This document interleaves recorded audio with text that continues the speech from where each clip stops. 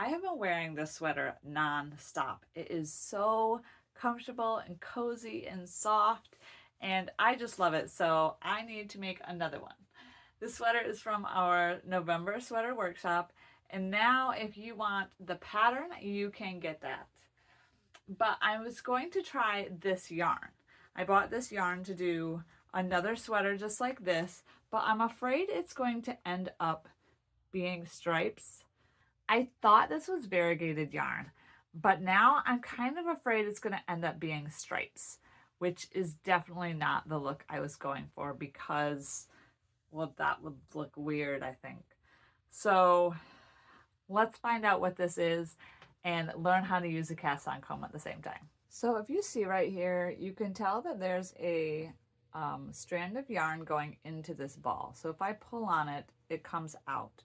But this strand of yarn is on the outside of my ball, and we don't want to pull from the outside of our ball. So I'm going to switch ends of my yarn, and this is where my middle pull is going to come out of. So I'm just going to reach in and basically try to find some yarn vomit, because it's actually easier if you just pull out a bunch of yarn. Like there's this ball of yarn here. And so this isn't really what I wanted, because I don't think there's an end down there. It has two, see how there's two pieces of string going in, but there's the end. So now I can just set this on the floor or wherever, and this is pulling easily. So I just throw that behind my machine, and then I pick up all this yarn that landed on the floor. And I'm gonna set this back here.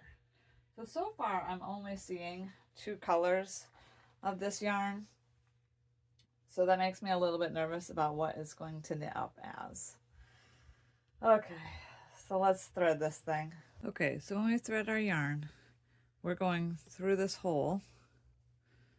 You can go up through the hole, but there is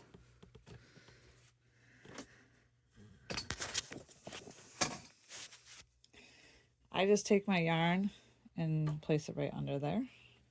Someone asked recently to see how I thread my machine. So now we want to go in between here. And a lot of times I don't move this much unless it really seems like I've got, my yarn is moving a lot. Okay, so then we're going to the front, which is right here. So this is a brother machine, and this is how we cast on, or how we thread our brother machines. So now we're going to the wire.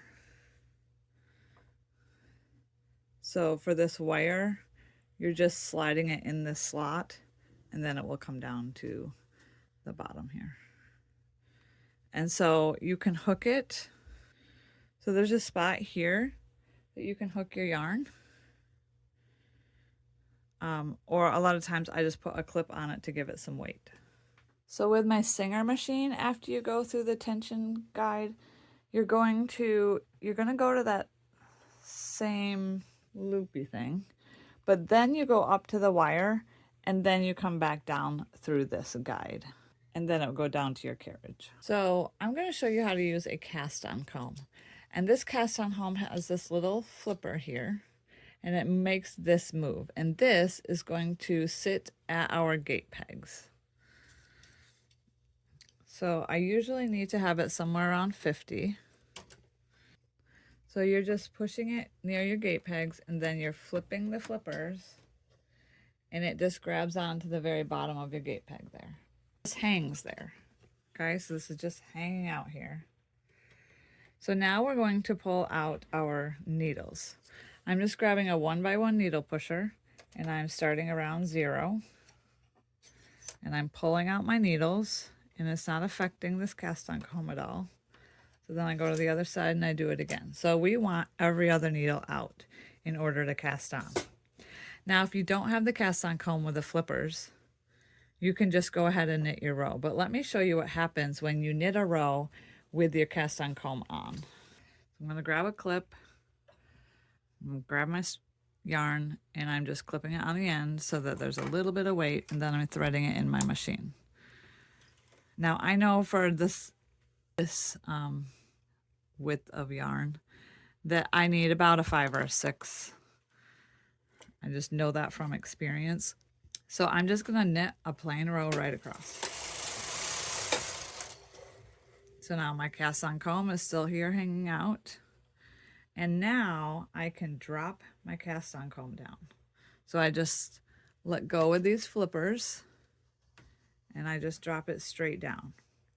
Then I do need to fix my yarn over here because we don't want it under our cast on comb.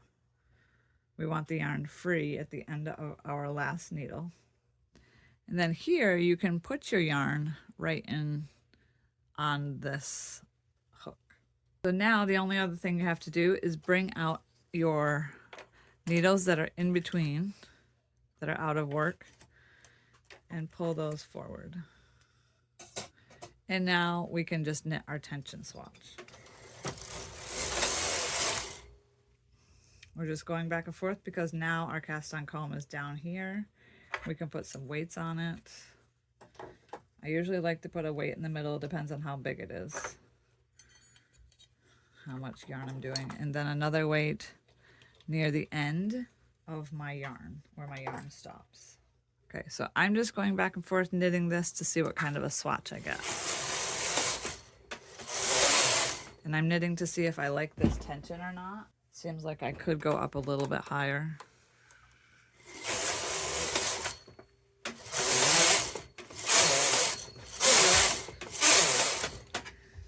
So we want to make sure that we're not getting too stiff of a fabric, because that is going to give you a sweater that you are not happy with. So right now I'm at almost 8.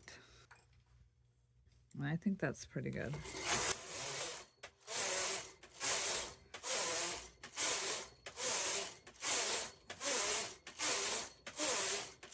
So that's 40 rows or so, and I'm able to see what my yarn looks like, and I'm able to see if I like how open the stitches are. I'm also able to feel the fabric a bit.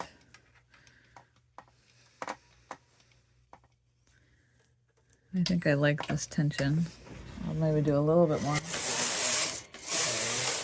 I have a good idea of what my fabric feels like and what it's going to look like. So I will show you what it looks like and see if you think it'll look okay in my sweater. When I do a tension swatch, I don't bind off on the edge. I don't usually wash it. A lot of times I'm using acrylic, so I don't feel the need to wash it. So I'm just unthreading my machine right now. And I'm setting my yarn off the side of my machine so that it just hooks there on the edge. And I'm knitting across without any yarn, which will make all of my yarn fall right off, which is what I want in this case, but there's lots of times where you don't want your yarn to fall off. And sometimes this unravels, like I keep pulling on it so it's unraveling. That's fine. So let me just kind of roll this and poke it onto my gate pegs. And that is what that looks like. I really like it.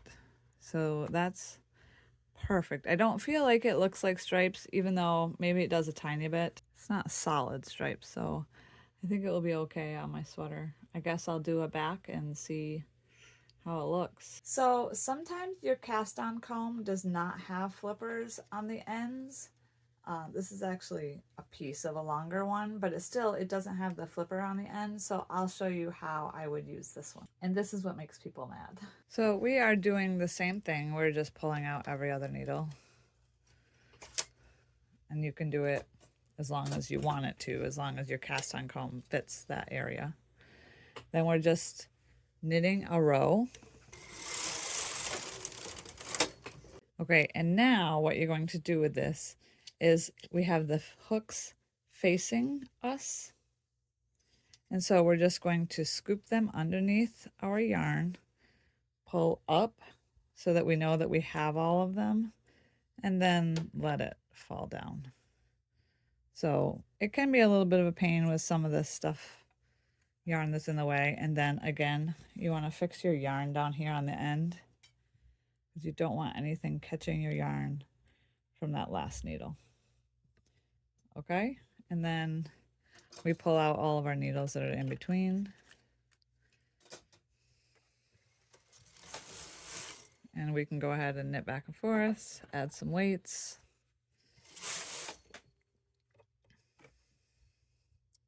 Helps to have this one piece of yarn knitted way down. So some machines don't need weights. Mine seem to do best with it, with at least some weight.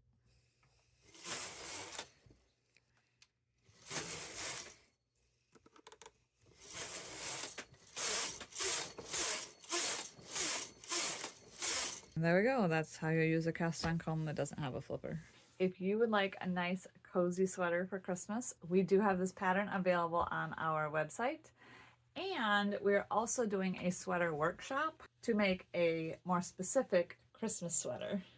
So if you would like to join that, the details are on the website as well. Make sure you give your knitting machine some love this week.